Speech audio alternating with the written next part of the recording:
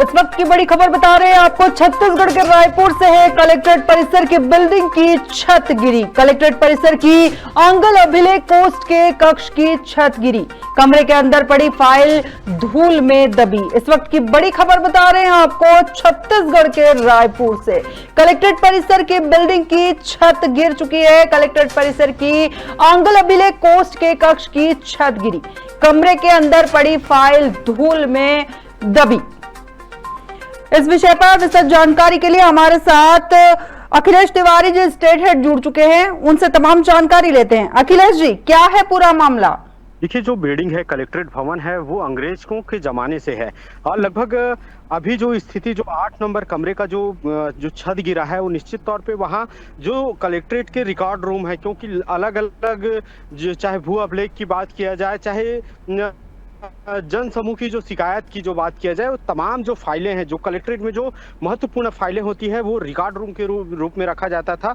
उसी room number 8 की जो छत है वो गिर गई है और जो छत है और जो पूरी बिल्डिंग है वो अंग्रेजों के जमाने के हैं। लगभग यह माना जा रहा है कि जो छत जो गिरी है उसको पहले भी हिदायत दी जा चुकी है उसके मरम्मत के लिए, लेकिन मरम्मत नहीं हो पाया है। कौन सा विषय है जिसके वजह से मरम्मत नहीं हो पाया है, ये जांच का विषय है। लेकिन अभी भी खतरा बना हुआ है, क्योंकि जो कलेक्ट्रेट भवन है, रूम नंबर 1 की बात करें, 2, 3, 4, 5, 6, 7, 9, 10, 11, क्योंकि 11 रूम है वहां और इन रूमों में भी अभी भी खतरा बना हुआ है। और यह भी बताया जा रहा है कि जो रिकॉर्ड है वो मलबा में दब गया है, पानी पड़ गया है, जिससे तमाम तरह की जो वहाँ की जो फाइलें हैं, जो महत्वपूर्ण फाइलें हैं, वो भीग गई है, नुकसान हुआ है बहुत सारा।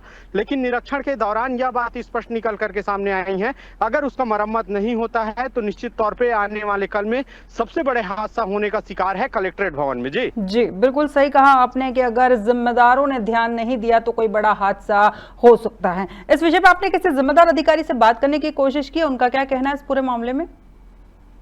देखिए, आज रविवार है और संडे के दिन अमूमन जितने भी अधिकारी होते हैं वो नदारत होते हैं, अपने काम को कहीं दूसरे जगह चले जाते हैं। और इस विषय को लेकर के लगातार हम जो प्रशासनिक स्तर के अधिकारी हैं उनसे जवाब तलब करने की कोशिश कर रहे हैं, कलेक्टर से भी बात करने की लगातार कोशिश कर रहे थे, लेकिन अभी बात और चर्चा नहीं हो पाई है। फोन के माध्यम से चर्चा हुई है। उनका साफ कहना है कि अगर इस तरीके से स्थिति बनी हुई है, हमने निर्देश दिया है कि उसको तत्कालिक जो रिकॉर्ड जो फंसे हुए हैं, जो भीग गए हैं, उनको दुरुस्त करने के निर्देश दिए हैं। साथ ही साथ उस बिल्डिंग में जो कार्यावली चल रहा था, जो प्रशासनिक स्तर के जो अधिकारी कर्मचारी बैठ रहे थे, उसको अब निरंकुश किया जाएगा, वहां नहीं बैठने दिया जाएगा, दूसरे स्थान में उनको चयन करके भेज दिया जाएगा, ताकि वहां से काम सुचारू रूप से होते जाए।